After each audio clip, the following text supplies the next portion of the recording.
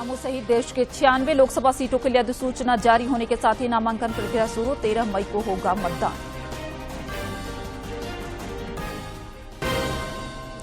लोकसभा चुनाव के पहले चरण का प्रचार थमा। 17 राज्यों और 4 केंद्र शासित प्रदेशों के 102 सीटों के लिए कल डाले जाएंगे वोट। मतदान कर्मियों को किया जा रहा रवाना।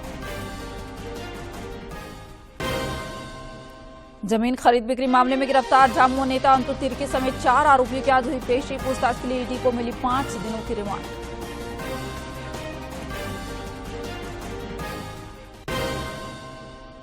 सूर्य की तपिश ने बढ़ाई लोगों की परेशानी। संताल परगना और कोल्हान प्रमंडल में आज 3 दिनों तक दिखेगा हीट वेव का असर। चेतावनी जारी, सावधानी बरतने की अपील।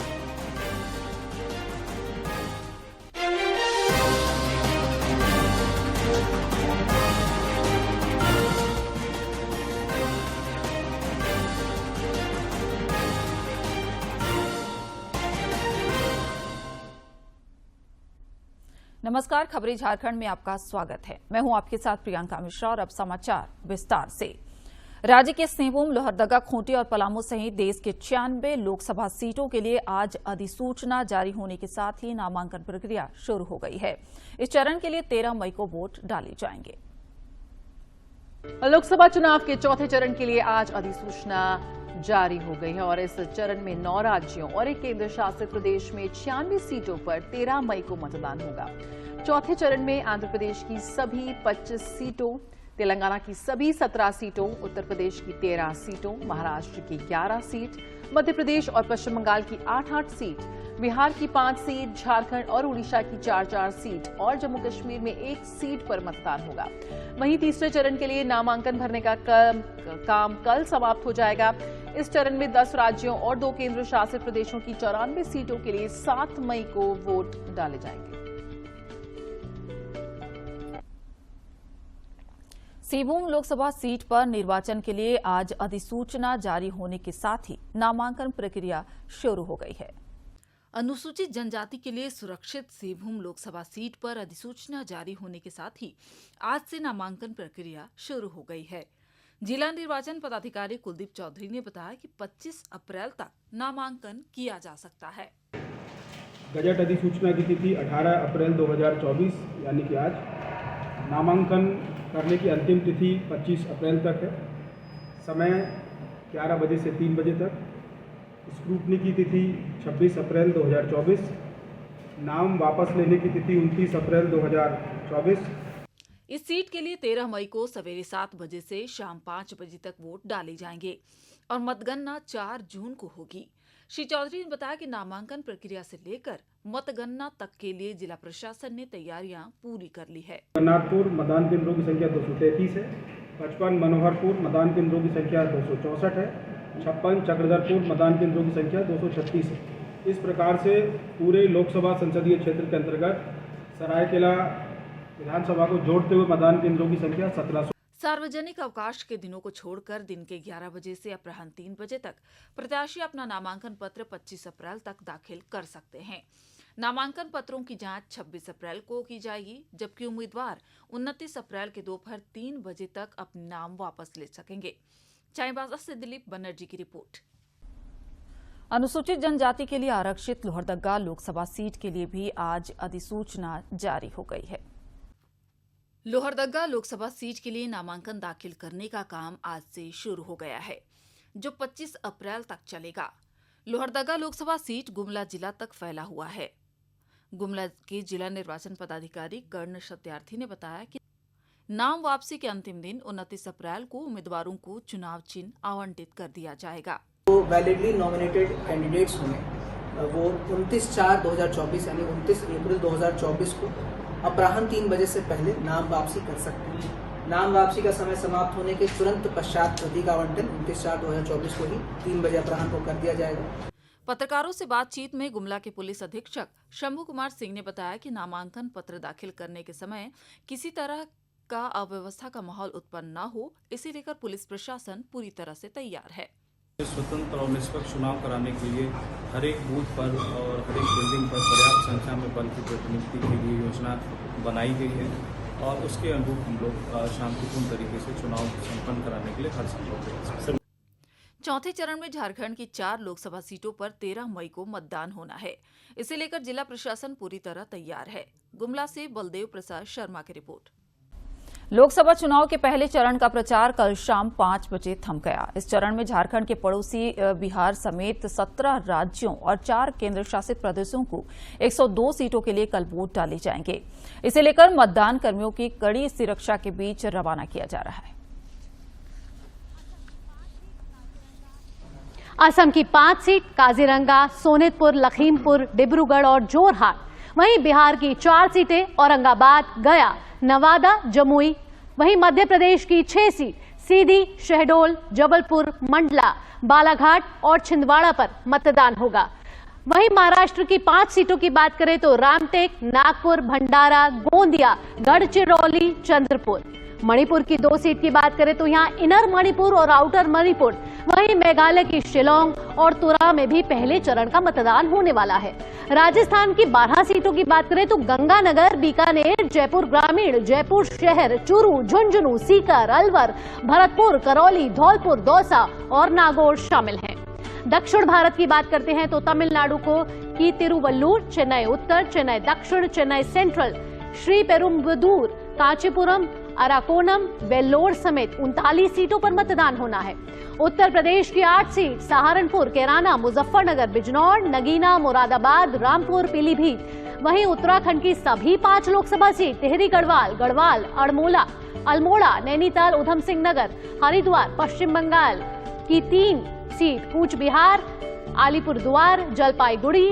छत्तीसगढ़ की 1 सीट बस्तर। वहीं जम्मू और कश्मीर की 1 सीट उधमपुर। उधर त्रिपुरा की 1 सीट त्रिपुरा वेस्ट में मतदान होगा। साथ ही मिजोरम, अंडमान और निकोबार, नागालैंड, पुडुचेरी, सिक्किम, लक्षद्वीप की 1-1 सीट पर वोट डाले जाएंगे।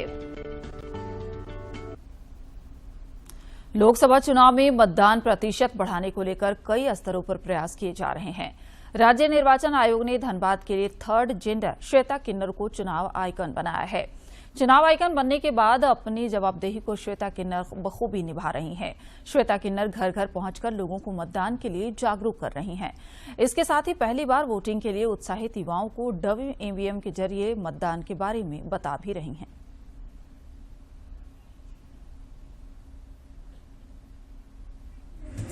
आप लोग वोट दीजिए। एक वोट बहुत महत्वपूर्ण है आप लोग के लिए। आप लोग भारत का नागरिक हैं, किसी के दबाव में नहीं रहिए। आप लोग आपका जो दिल करता है उसी को वोट दीजिए। अपना मनपसंद नेता बनाइए। आप लोग पहले मतदान कीजिए, उसके बाद जलपान कीजिए। कितना भी कीमती से कीमती समय हो उसे आप लोग छोड़ करके वोट देने जाइए और वोट देना जरूरी है, तभी आप लोग भारत का नागरिक कहलाइएगा। और हमारे जितने भी यहाँ पे मीडिया प्रभारी भाई लोग हैं उन लोग को भी बहुत बहुत धन्यवाद। लोकसभा चुनाव के दूसरे चरण के लिए चुनाव प्रचार में सभी राजनीतिक दलों के स्टार प्रचारक जुटे हुए हैं। इसी कड़ी में भारतीय जनता पार्टी के राष्ट्रीय अध्यक्ष जेपी नड्डा आज असम के कोकराझार में चुनावी जनसभा को संबोधित करेंगे। राष्ट्रीय अध्यक्ष जेपी नड्डा आज असम के कोकराझार में जनता को साधेंगे। नड्डा यहां एक प्रेस वार्ता भी करेंगे। साथ ही वो कोकराझार में एक चुनावी रैली को भी संबोधित कर बीजेपी के पक्ष में जीत का माहौल बनाएंगे।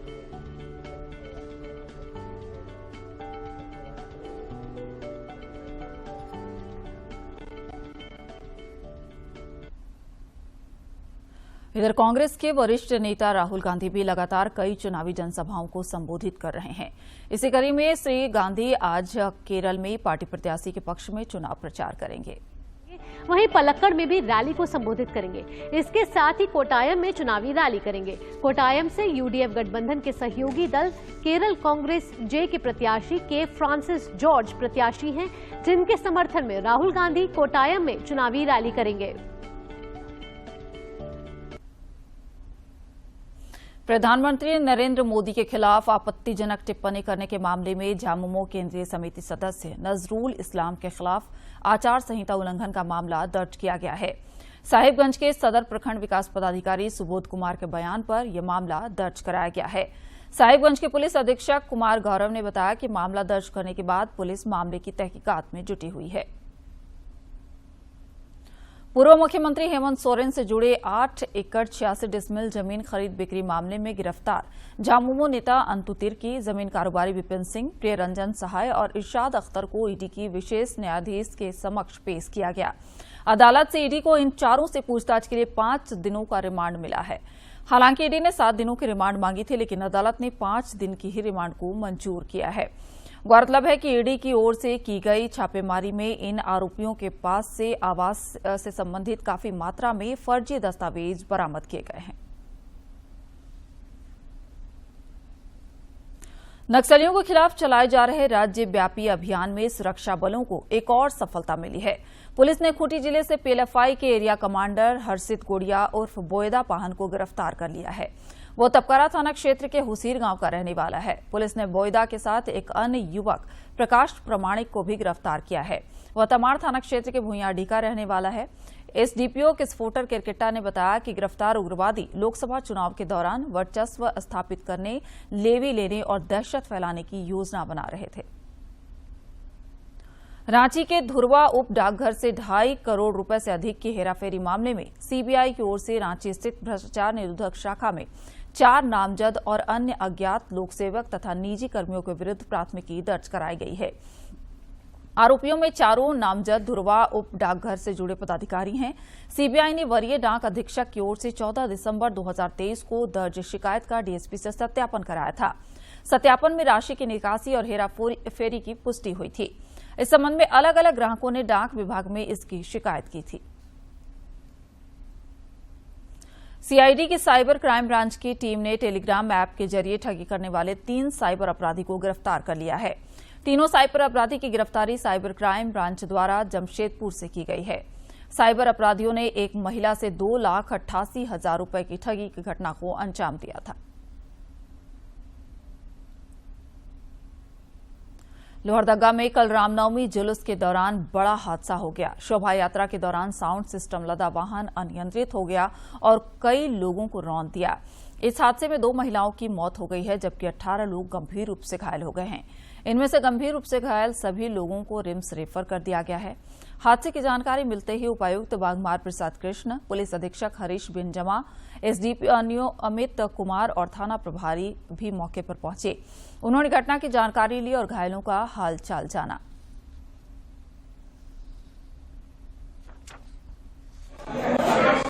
जुलूस रामनवमी के जुलूस के आगे आगे चल रहे थे। जुलूस के शांतिपूर्ण रूप से आगे बढ़ाने की अगुवाई कर रहे थे, तो मालूम चला, तुरंत फोन आया मेरे घर से कि राणा चौक में कोई हादसा हो गया। मैंने विस्तृत जानकारी प्राप्त की तो उसमें पता चला कि डीजे से ये घटना घटी है। पता नहीं अब डीजे से किस तरह घटी पलटी है कि क्या हुई है, वो मुझे जानकारी नहीं है, लेकिन 12-13 लोग कैजुअल्टी हुए हैं। हजारीबाग का चर्चित रामनवमी का दशमी का जुलूस आज देर रात निकलेगा। शहर और आसपास के अखाड़ाधारी जुलूस की तैयारी लगभग पूरी कर चुके हैं। लगभग 24 घंटे तक जुलूस हजारीबाग के विभिन्न सड़कों से गुजरेगा। जुलूस देखने हजारीबाग के अलावा चतरा, कोडरमा, गिरिडीह और बोकारो और रामगढ़ सहित बिहार और बंगाल के लोग भी आते हैं। इससे पहले कल नवमी की शोभा यात्रा में महिला सशक्तिकरण का अद्भुत नजारा देखने को मिला, जहां महिलाएं हाथ में तलवार और लाठी के साथ करतब दिखा रही थी।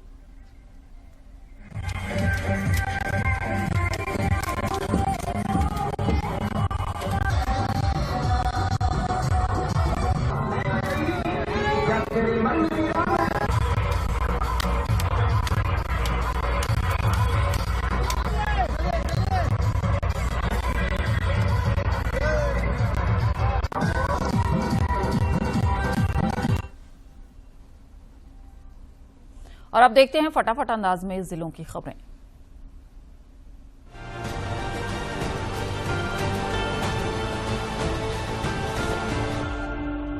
पूर्व विधायक और राष्ट्रीय जनता दल के वरिष्ठ नेता राधाकृष्ण किशोर ने पार्टी की प्राथमिक सदस्य से इस्तीफा दे दिया है। साथ ही अपने इस्तीफे की कॉपी प्रदेश अध्यक्ष संजय कुमार सिंह यादव को प्रेषित कर दिया है। श्री किशोर के साथ राजद के प्रदेश महासचिव प्रशांत किशोर और सचिव राजकमल तिवारी ने भी इस्तीफा दे दिया है। लोहरदगा के जिला निर्वाचन पदाधिकारी सह उपायुक्त ने मतदाताओं से अपील की है कि अपने मतदान केंद्र में आगामी 13 मई को पहुंचकर अपने मताधिकार का प्रयोग अवश्य करें। इस संबंध में उन्होंने सोशल मीडिया पर एक संदेश शेयर किया है। इस बार दिन भर मतदान होना है। रांची जिला प्रशासन अब निर्धारित समय के अंदर हथियार जमा नहीं कराने वाले लोगों के नाम सार्वजनिक करेगा। इसके बाद आगे की कार्रवाई की जाएगी। मेदिनीनगर सदर थाना क्षेत्र के पोखराहा में डाल्टनगंज पांकी मुख्य पथ पर भीषण सड़क हादसे में मां बेटी समेत 3 की मौत हो गई, जबकि 1 दर्जन लोग जख्मी हो गए हैं। घायल लोगों को इलाज के लिए MRMCH समेत अन्य अस्पतालों में भर्ती किया गया है। घटना के बाद प्रभावित परिवार में कोहराम मचा हुआ है। पलामू जिले के सतबरवा थाना क्षेत्र के पूंची बाबा चौक के समीप मेदिनीनगर रांची मुख्य मार्ग पर एक यात्री बस की चपेट में आने से 2 मोपेड सवार की घटनास्थल पर ही मौत हो गई। सूचना पाकर सतबरवा थाना पुलिस ने घटनास्थल पर पहुंचकर शव को कब्जे में ले लिया, पोस्टमार्टम के लिए भेज दिया है। दुमका जिले के शिकारीपाड़ा थाना क्षेत्र में एक आदिवासी युवती ने मीर हुसैन पर शादी का झांसा देकर लगातार यौन शोषण करने का आरोप लगाया है। पुलिस ने आरोपी मीर हुसैन को गिरफ्तार कर जेल भेज दिया है। पलामू जिले के पांकी प्रखंड के सगालिम पंचायत के परसिया गांव में लघु सिंचाई विभाग द्वारा आहर के जीर्णोद्धार कार्य में बड़े पैमाने पर अनियमितता बरतने का मामला प्रकाश में आया है। बगैर शिलान्यास के निर्माण कार्य शुरू करने और कार्य में अनियमितता बरतने पर लोगों में आक्रोश व्याप्त है। निर्माण स्थल पर बोर्ड तक नहीं लगाया गया है। मेदिनीनगर शहर के रेणमा निवासी और झारखंड के प्रसिद्ध wild life photographer Mrityunjay Sharma का रांची में दिल का दौरा पड़ने से निधन हो गया। दिमको के सबसे बड़े घर की खोज करने के कारण 2016 में उन्हें लिम्का बुक ऑफ रिकॉर्ड में शामिल किया गया था। उन्होंने हजारीबाग के आसपास 1000 से ज्यादा इंसेक्ट की सूची तैयार की थी। चतरा जिले में नदी में नहाने गई 5 बच्चियां डूब गईं, जिसमें 2 सगी बहनों की मौत हो गई है, जबकि 3 को बचा लिया गया है। घटना के समय मृतका के पिता और मां मजदूरी करने बिहार गए थे। दोनों बच्चियां दादी के पास थीं। रामगढ़ शहर के राजा बंगला के समीप अचानक एक गुमटी में आग लग गई। इस अग्निकांड में गुमटी के अंदर रखी गई हजारों रुपए की मछली जलकर खाक हो गई है। जैसे ही घटना की सूचना मिली, फायर ब्रिगेड की टीम मौके पर पहुंची और आग पर काबू पाया गया।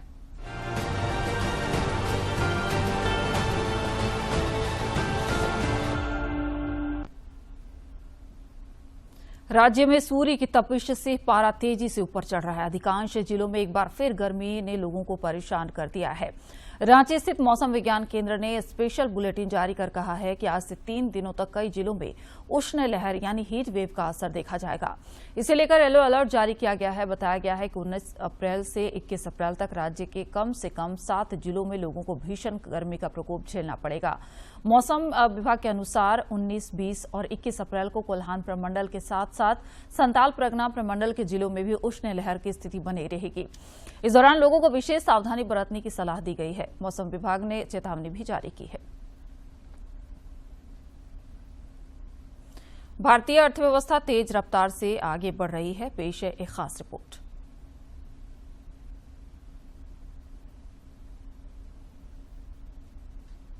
विश्व में ध्रुव तारे के जैसे चमक रही भारत की अर्थव्यवस्था के लिए एक और अच्छी खबर सामने आई है।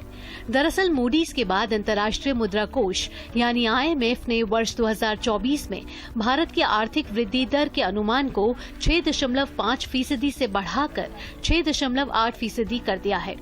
अंतर्राष्ट्रीय मुद्रा कोष ने विश्व आर्थिक परिदृश्य के नवीनतम संस्करण में कहा है कि भारत की आर्थिक वृद्धि दर वर्ष 2024 में 6.8% रहने का अनुमान है, जबकि IMF ने अपनी जनवरी की रिपोर्ट में 2024 के लिए GDP वृद्धि 6.5% रहने का अनुमान जताया है। इसी अवधि में चीन की वृद्धि दर 4.6% रहने का अनुमान जताया है। IMF ने अपनी रिपोर्ट में कहा है कि इस तरह भारत दुनिया की सबसे तेज रफ्तार से बढ़ रही अर्थव्यवस्था बना हुआ है, जबकि IMF ने 2025 में भारत की आर्थिक वृद्धि दर 6.5% रहने का अनुमान जताया है। इसके अलावा रिपोर्ट के मुताबिक वैश्विक आर्थिक वृद्धि दर वर्ष 2024 और वर्ष 2025 में भी पुरानी रफ्तार से जारी रहने का अनुमान है। वर्ष 2023 में अनुमानित वैश्विक वृद्धि दर 3.2% रही है। हाल ही में IMF ने पहले वर्ल्ड बैंक और एशियाई विकास बैंक, साथ ही Moody's, Morgan Stanley, S&P global और फिच जैसी रेटिंग एजेंसियां अपने अनुमानों में संशोधन कर आर्थिक वृद्धि दर के अनुमान को बढ़ा चुकी है। वहीं RBI ने वित्त वर्ष 2024-2025 में 7% आर्थिक वृद्धि दर रहने का अनुमान जताया है। Bureau report, DD news. खेल जगत की महत्वपूर्ण खबरों को देखते हैं फटाफट अंदाज में। आज होने वाले मैच में मुंबई इंडियंस और पंजाब किंग्स आमने सामने होंगे। दोनों ही टीमों को अपने पिछले मैच में हार का सामना करना पड़ा था। मुंबई को अपने पिछले मैच में चेन्नई सुपर किंग्स के खिलाफ हार मिली थी, वहीं पंजाब किंग्स को राजस्थान रॉयल्स के खिलाफ हार का सामना करना पड़ा था। इंडियन प्रीमियर लीग में कल खेले गए मैच में दिल्ली कैपिटल्स ने गुजरात टाइटंस को 6 विकेट से हरा दिया। गुजरात की टीम पहले बल्लेबाजी करते हुए सिर्फ 89 रन ही बना सकी। जवाब में दिल्ली की टीम ने 8.5 ओवर में ही इस लक्ष्य को आसानी से हासिल कर लिया। कैंडिडेट शतरंज टूर्नामेंट के 11वें दौर में भारत के विदित गुजराती को इयन नेपोम्नियाची के खिलाफ हार का सामना करना पड़ा है। इस जीत के साथ नेपोम्नियाची प्रतियोगिता में शीर्ष पर पहुंच गए हैं। भारत के डी गुकेश ने दुनिया के नंबर 2 शतरंज खिलाड़ी फैबियानो कैरुआना के साथ ड्रॉ खेला। भारत के आर प्रज्ञानंदा को 11वें दौर में हार का सामना करना पड़ा है। प्रज्ञानंदा को दुनिया के नंबर 3 शतरंज खिलाड़ी हिकारू नाकामुरा ने शिकस्त दी है। महिला वर्ग में भारत की आर वैशाली ने लगातार दूसरी जीत दर्ज की। वैशाली ने अलेक्जेंड्रा गोरेआचकीना को मात दी। भारत की कोनेरू हम्पी ने भी जीत दर्ज करने में कामयाबी पाई है। हम्पी ने सालिमोवा को हराया है। क्षय रोग धीमी गति से बढ़ने वाले जीवाणु के कारण होता है। टीबी आमतौर पर फेफड़ों में रहती है, लेकिन शरीर के किसी भी हिस्से में हो सकती है। केवल कुछ लोग जिन्हें टीबी का संक्रमण होता है वे टीबी रोग से बीमार हो जाते हैं।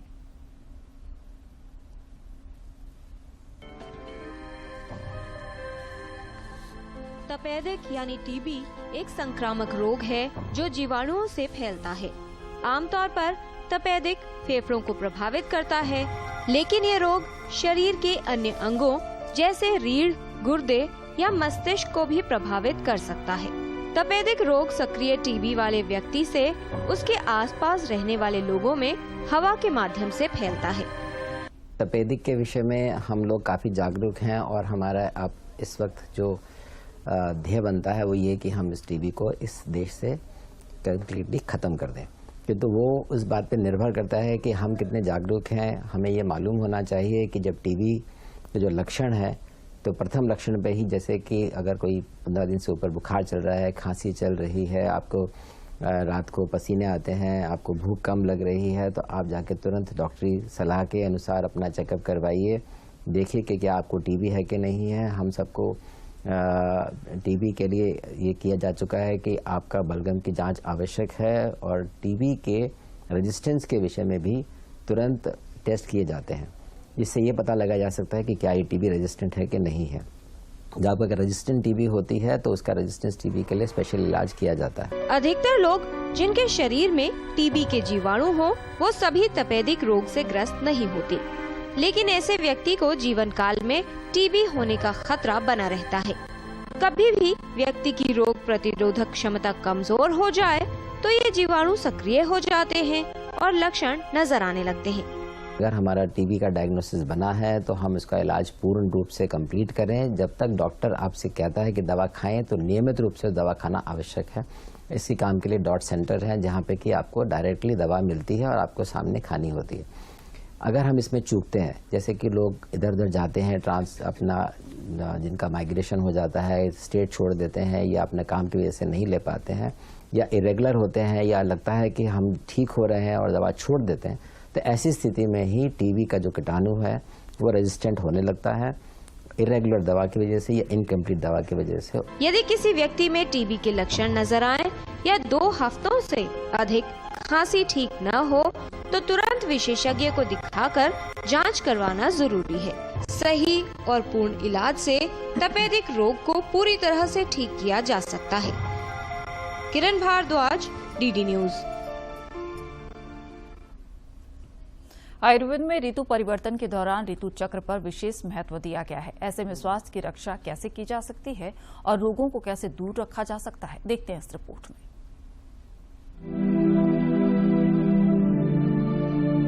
आयुर्वेद का मुख्य महत्व व्यक्ति के स्वास्थ्य की रक्षा करना और रोगी मनुष्य के रोग की चिकित्सा करना है और इसके लिए आयुर्वेद में दिनचर्या, रात्रिचर्या और ऋतुचर्या का वर्णन मिलता है।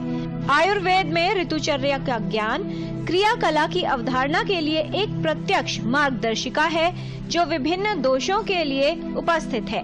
आयुर्वेद के अनुसार शरीर में रोग का कारण त्रिदोष यानी वात, पित्त और कफ का असंतुलन होता है। इन्हीं को ठीक करने के लिए ऋतुचर्या का पालन करना आवश्यक है। आयुर्वेद में विभिन्न दोषों का संतुलन कर रोग को ठीक किया जाता है। हमारे शरीर पर खान पान के अतिरिक्त ऋतुओं का भी प्रभाव होता है।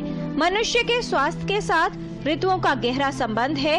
एक ऋतु में कोई दोष कम हो जाता है तो दूसरा दोष बढ़ जाता है। वहीं दूसरी ऋतु में कोई दूसरा दोष बढ़ता है और अन्य दोष शांत होता है।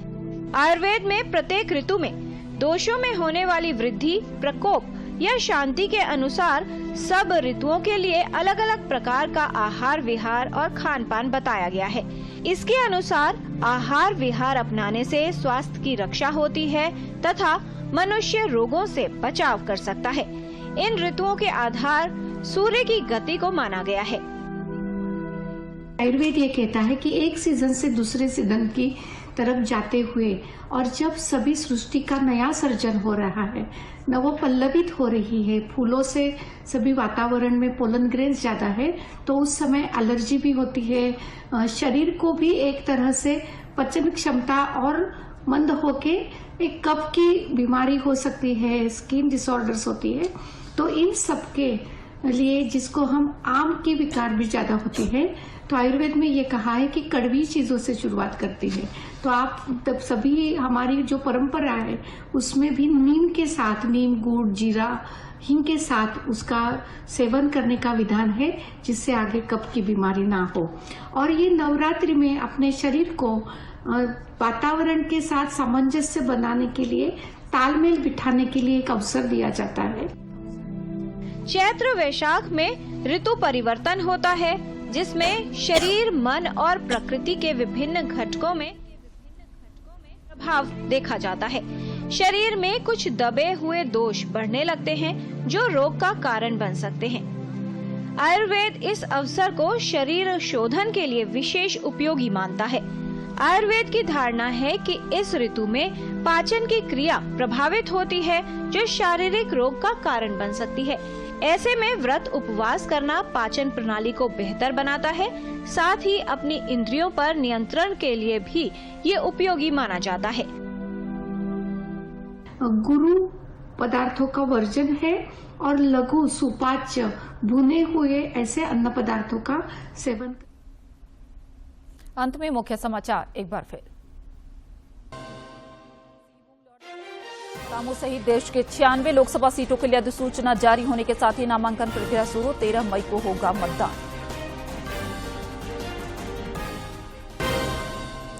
लोकसभा चुनाव के पहले चरण का प्रचार थमा, 17 राज्यों और 4 केंद्र शासित प्रदेशों के 102 सीटों के लिए कल डाले जाएंगे वोट, मतदान कर्मियों को किया जा रहा रवाना। जमीन खरीद बिक्री मामले में गिरफ्तार झामुमो नेता अंतु तिर्की समेत 4 आरोपियों की आज हुई पेशी, पूछताछ के लिए ईडी को मिली 5 दिनों की रिमांड।